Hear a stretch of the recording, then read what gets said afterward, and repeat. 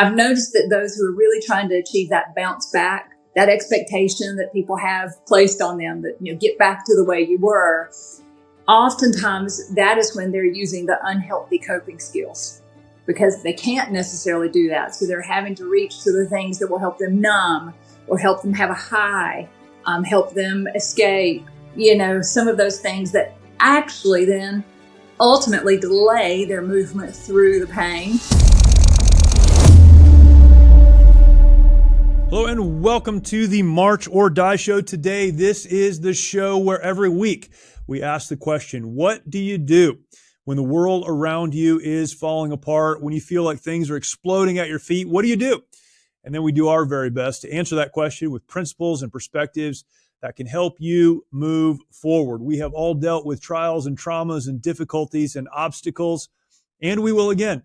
That's just a part of life. But how do we move forward when it feels like our world is falling apart? We discuss that every week. And today I have a great guest on that I'm excited to share with you, the interview that we just had. Looking forward to that. We'll get there in just a second. Before we do, however, if you have not yet subscribed to the show, please do that. Whatever platform you are listening or watching from, go ahead and subscribe. That would be fantastic. And then take some time, go over to marchordie.com, marchordie.com. That's our website.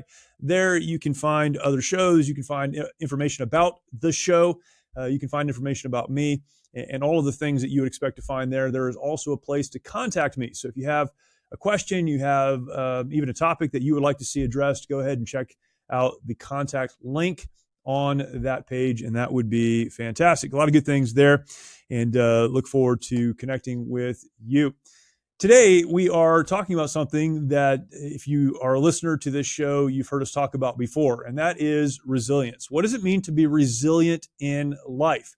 What does it mean to overcome difficulty and trial and traumas, all of those things that I mentioned even just a moment ago? How do we move forward when there are things in our past or situations in our present that stand in the way? How do we move forward? How do we live a resilient life? What does it mean to be resilient? Today, I have a great guest on. Donna Gibbs is my guest, and Donna is a member of the American Association of Christian Counselors.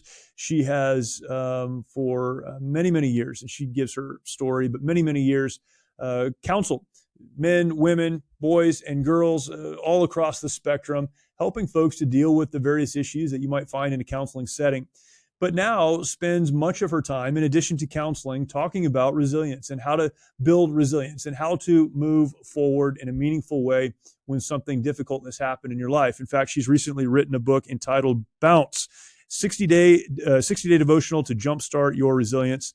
And she talks about even this concept of resilience. What does it mean? And she uses this idea of bouncing forward.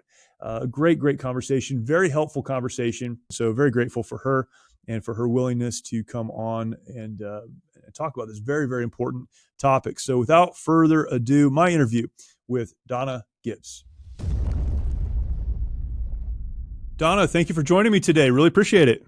Yeah, thank you for having me, Jeremy. Appreciate what you do. Appreciate how you've served, and just inspired by you. So appreciate you having me. Well, I'm excited about this conversation because I think an awful lot of what I talk about, what we talk about, what we do through our organization, really there's so many parallels and crossovers with the work that you do. And so I'm excited to talk about that and talk about resilience and what that looks like. Sure.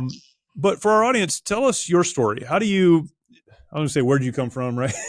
but tell us your story. How did you get into the work that you're doing? You've been doing this a long time, and kind of your background, your story. Yeah. So, we could go way back. I won't bore you with too many details. But I will say it was probably during my college years that I discovered that this was an area that God was calling me to. He redirected me from what I had previously thought. Lots of times we have our own plans and then God redirects us. So for over 25 years, I've been doing work in the mental health field and in Christian counseling in particular. At this particular time, I help lead a practice in Western North Carolina. Most of the work that I do is with clients who have experienced significant trauma, PTSD, some who have experienced eating disorders, and as trauma presents itself in all kinds of different ways. So that's the work that I'm doing now. And it's a true honor. And I'm sure that you can echo that, to be able to have the privilege to sit across from someone as they trust you with their story, and to be able to witness first row seat as God ministers to unthinkable wounds sometimes. Right. It changes my life to just be able to watch that process take place over and over and over again. Right. It really is interesting. And, the work we do through the Mighty Oaks Foundation, our audience would be maybe narrower than your audience. We specifically deal with or help veterans and service members and first responders. But the problems are the same, right? And we always say this, that trauma is not reserved for veterans or those who've served in the military. In fact, I would say that a lot of the trauma, even that we talk about in our programs, is not military related. It's childhood trauma, it's other traumas. But to be able to be a part of watching someone come from that place of hopelessness and just a deep darkness, the things that people have been through, again, everyone thinks that their story is unique, but when you really understand what people, your neighbors, the people you go to church with, other people in your life have been through, it can be overwhelming. But then to see healing take place on the other side of that it's humbling to have any part in that at all. Absolutely. It's sacred ground for sure. Yeah. But it's a true honor. Your faith story, can you talk about that a little bit? That informs so much of, in our work, what we do. When did you accept Christ? What did that look like for you? Yeah.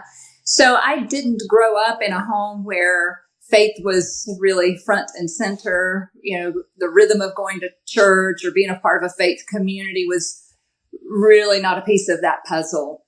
I remember when I was 16, it was during the summertime. I was playing tennis. I was on the tennis team, so we were having some summer practices.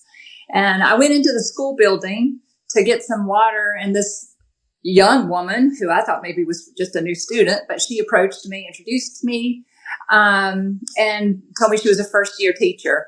Long story short, she took me under her wing, discipled me, gave me my first Bible, did Bible studies with me, introduced me to Jesus and a relationship with him. Yeah. And she journeyed with me for several years like that, just discipling me. I accepted Christ then as a 16-year-old. And I love that, actually, that I didn't grow up with the assumption of, inheriting automatically someone else's faith. I dug deep. I remember when I first met her, and I was just drawn to the scriptures, coming alive like I never thought that they could. I thought of church and religious things as just that, religious things and routines and cold and not real. And everything clicked then. Everything made sense then about why we're here, who Jesus is. And that changed the trajectory of my life. No doubt about it. I certainly I wouldn't even be sitting here talking to you. I wouldn't be doing Christian counseling. When you encounter Christ, it changes how you perceive the world. It changes how you understand your identity. And it changes purpose. Yeah. Yeah. The counseling world is a large world. There are a lot of people who do counseling, and they have, various certifications and so forth, from psychiatrists and psychologists to trained counselors to good friends, I guess. Right. But when you try to counsel apart from an understanding of faith and a relationship with Christ, what I have found, my experience has been, there is some help there for sure, and you can learn things that can help you move forward, but eventually they fall flat because they're on the wrong foundation. Can you talk about that a little bit? I can, because that's where I started. When I started, there were no Christian counseling groups in the Southeast where I could finish my field experience, my residency, basically, and get my required hours for licensure. So I was doing that in a community mental health setting. And I remembered feeling like I was banging my head against a wall. Yeah, right. Because my hands were tied. I could only give so many tools. I couldn't give the real hope. And that real hope, hope with a capital H, Jesus, changes everything. And so I got my license hours completed and then embarked into Christian counseling. And now, gratefully, we get to provide a place for some of those new graduate students to be able to do their hours in a setting where they are not just welcome, but encouraged to incorporate faith, integrate that into the process. Because truly, when people come to us, when you're talking about something so sacred as some wound, or maybe you're going through a stressful season of life or depression, anxiety, whatever it is, when you're a believer, the thought of unpacking those things outside of your faith just feels really incongruent, because it is incongruent. So in every way, the treatment process, I believe, is faster. I believe it's much more effective, because following him changes everything, even how we heal and how we recover. Yeah, that's so good. I've in trying to explain to people we're bringing up through our training process that will help in our program, I've often explained it this way. In a clinical setting, you start with maybe medication, other therapies, clinical approaches, and if faith down the line seems to be helpful, you add it, right? It's one additional tool. An afterthought. But for us, we start with faith. We start with the foundation of faith, and if clinical approaches help down the line, then we add them. And to me, that's really helped understand kind of the congruence between science and medicine, the clinical world, and the faith world. It's all about starting point, at least as I kind of look at what we do. Mm-hmm. Mm-hmm. Absolutely. I do recognize, however, that some, when they are beginning a process, they're wrestling with God. Right. Not all the time, but sometimes they are. And they're trying to sort out something that doesn't make sense. They've encountered something that shakes their faith in a way that nothing else has. Yeah. And so, we approach that very gently. But also as they're ready, we move in that direction, knowing that really, that's where our hope is. Yeah, that's very good. There's a lot of things I'd like to talk about there, but we're living in a day where there is so much upheaval and so much chaos, and I don't know if it's that information is fed to us, but we seem to be kind of always in this anxious state, even as Christian people. But then those without Christ, I can't understand how they find peace anywhere. A couple of statistics that you actually sent over, Gallup report recently, 1 in 6 adults say they are depressed or receiving treatment for depression, which is crazy, 1 in 6. 3 out of 10 adults have been clinically diagnosed with depression in their lifetime. And those are huge numbers. They may be bigger than that. I don't know. But when you look at the world as it is, you understand numbers like this and so many others that we could go through. You talk about resilience. You talk about, what it means to live a resilient life and all of those things.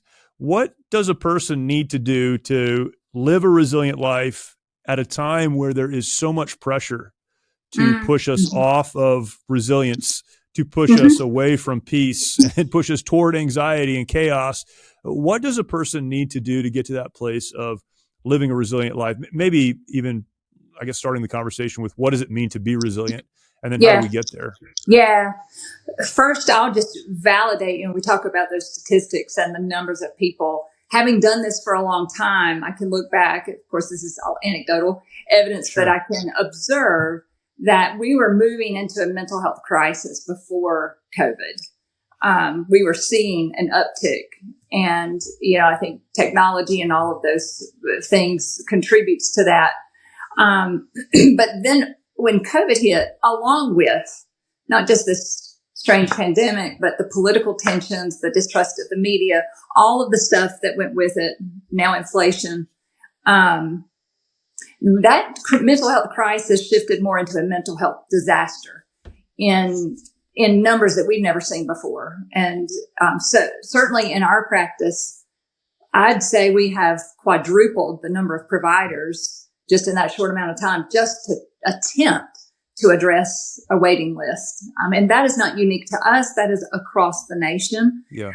So I think anxiety, depression, they're more of like the common cold now.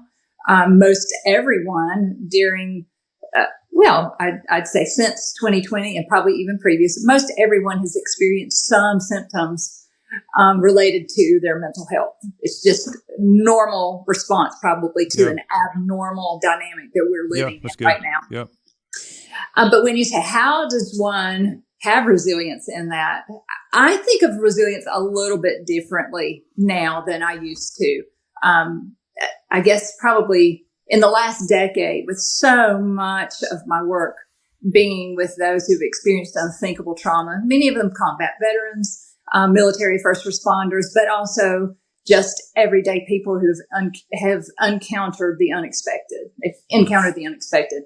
And so when I think about resilience, I no longer think of it like bouncing back.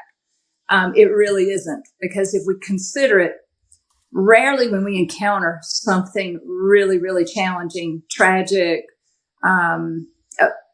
rarely do we come out of it exactly like we came from. Yep. I think of it now more as bounce forward. That, and even when I think of scriptural truth, Isaiah 43:18, forget the former things, see, I am doing a new thing. And he goes on to describe something that looks like it's impossible. It's going to look a little different. And so when I think resilience, being able to just normalize then that, okay, we're not necessarily trying to just achieve homeostasis and go back to the way things were, exactly the way we were. That may not be possible. That may not even be desirable in some situations. So even changing the language, I think, is important with that. I also, having walked through so many people through a process, I've noticed, this sounds probably a little too simple, but I've noticed that those who are really trying to achieve that bounce back, that expectation that people have placed on them that, get back to the way you were, oftentimes that is when they're using the unhealthy coping skills because they can't necessarily do that. So they're having to reach to the things that will help them numb or help them have a high, help them escape, some of those things that actually then ultimately delay their movement through the pain. It arrests their development, as we say, and is more likely to keep them stuck. So when we think bounce forward, accepting that this is going to be messy and the outcome may end up being different than what I've ever experienced before, it just frees them a little bit to just move through it more in the raw. Kind of like what we watched with David in the Psalms, and he's not sugarcoating. It is raw. It is messy. There are times when he feels forsaken, times he's severely depressed, maybe even suicidal. But we see a rhythm of him expressing that and then staying in it while also acknowledging these things I remember. I remember when I saw God's hand in this, and I remember this about God's character. So again, the 20,000 foot view of when I see resilience, I just see it through a little different lens. That is very helpful. I often say that, resilience is having the ability to bounce back. And when I say that, I try to explain it. Then what I mean by that is not, I've never actually thought through bounce back to what you were before you fell down, as much as bounce back to the place of your true north or your center. So if you've established, I'm going that direction, a resilient person has the ability to get knocked down and bounce back to that where they're continuing to move forward. But the language around that is very helpful. It's not trying to get back to the way your relationship was before an affair happened or something, or, some other brokenness in your life. It is moving forward. So how do you think about a person who is resilient preparing to be resilient? So I think of this in two lanes, and you can tell me if I'm wrong. I think of this in two ways. One is there's kind of recovery. You've had something bad happen to you, and we're going to help you recover. And I think that's where that idea of bounce forward, move forward, get back up off the ground and start moving the direction you need to again. But then there is, I separate in my mind, there is being resilient, which requires putting some things in place, before the trauma comes into your life, Yes. so that you have the ability to bounce back. How do you think about that? Or I think that's a great point. Even if you're just thinking of that through a medical perspective, you're getting ready to go into a surgery. You're going to maneuver that much better if you're in a really healthy place before you go in. Right. Yesterday, I was just in some conversations about some things that are going on with our youth nationwide, and we talked about pre-covery looks much like recovery, some of the same tools. And so, and when I think resilience, I think there's some rhythms. We want to see rhythms to that. And it's a whole person. So we're looking at the physical health, physical well-being, the spiritual, the mental, the emotional, the relational, looking at all aspects of that person. And so you have resilience, becoming resilient or being resilient as a whole person. And so maybe you have a listener they're not in a storm right now. Yeah. But they're wondering, how will I maneuver one? Yeah. If and when I encounter one? Now's the time to start creating some of those rhythms, the same rhythms that you would be using then after something that you encounter in your life. So if you were talking to those young people, I have 2 young adults that I am responsible for, my kids, and then 2 teenagers. But this is my opinion. Again, anecdotally, I think so many of the problems we're dealing with culturally are because young people haven't been prepared for life and they're trying to figure it out.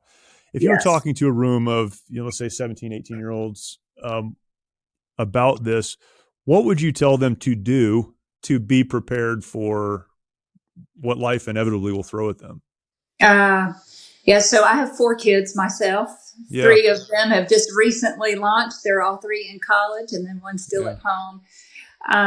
So I'm oftentimes thinking about not just for youth in general, but my youth, kiddos. How am I readying them for some of the things that, I don't know everything that they'll encounter, but I know they're going to encounter some stuff. Right. And I come back to some of the same things that I think about in counseling, that we have to be able to increase our tolerance of distress in order to maneuver things well.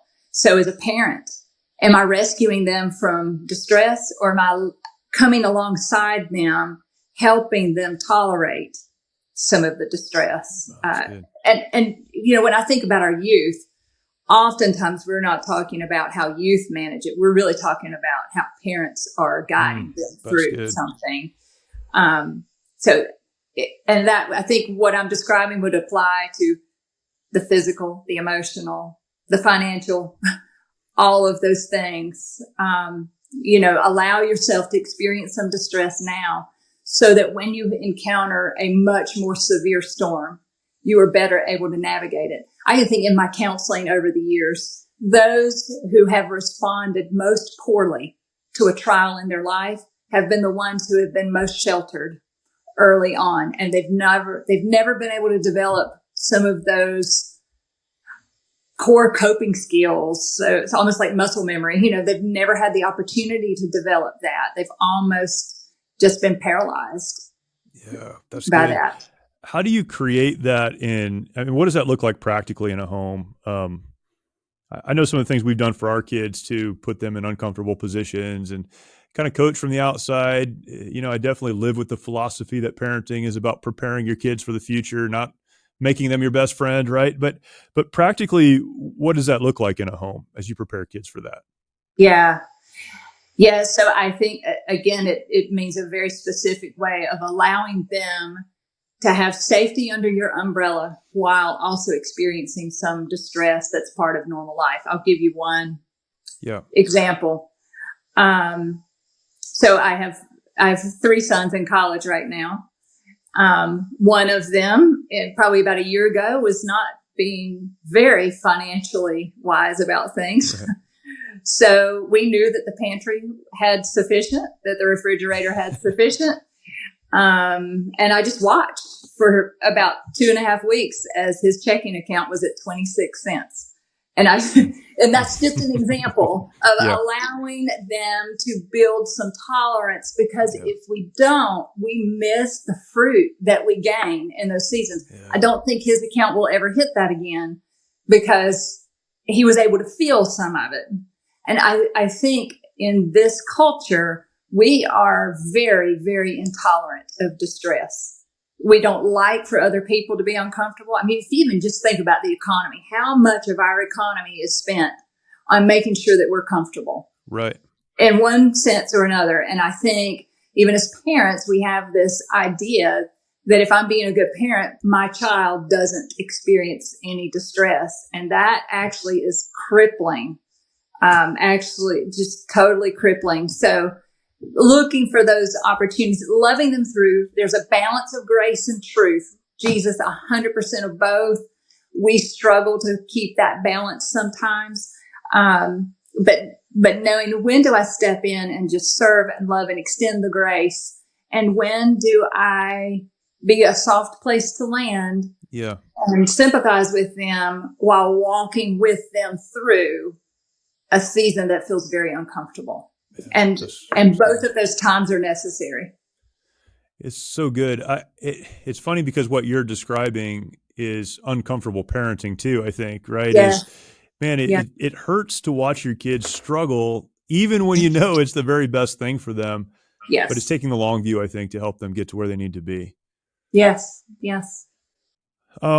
Talk about your book, Bounce.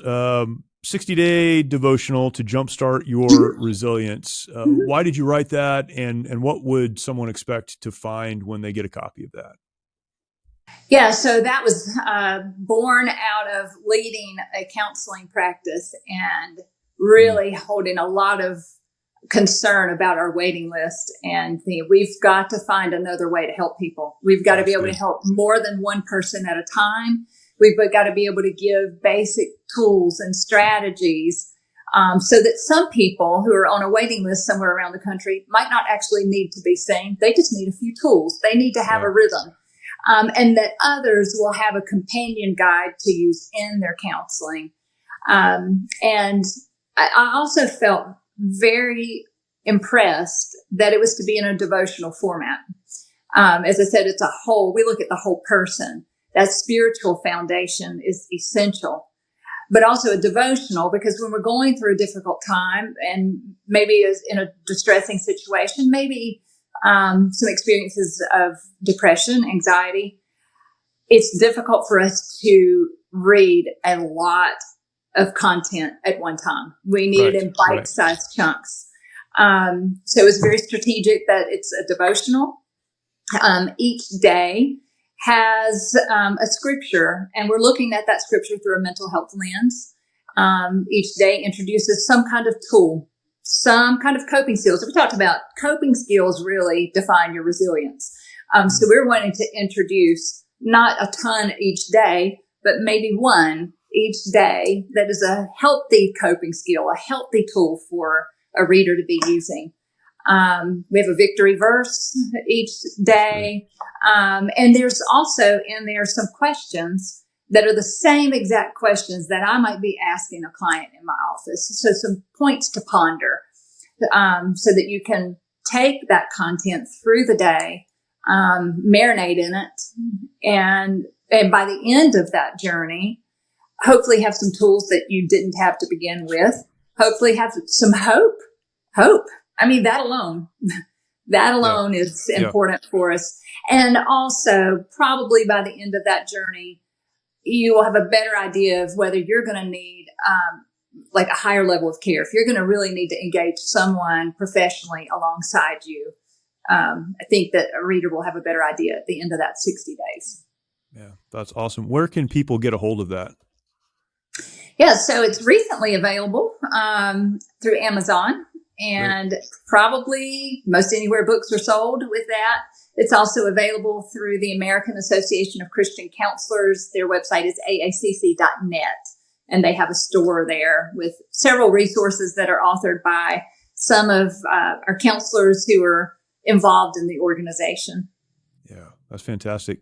Man, Donna, there's so many other things I'd love to talk to you about. but maybe we'll save that for another conversation. Yeah. For those who are interested in learning more about the work that you do, wherever you'd like to point them to, where can they find you? Where can they go Sure. to learn more about you? Yes. So I'm in Western North Carolina, and we have offices in Western North Carolina, various counties, as well as recently in Eastern Tennessee. Our website is Summit Wellness Centers with an S on the end.com.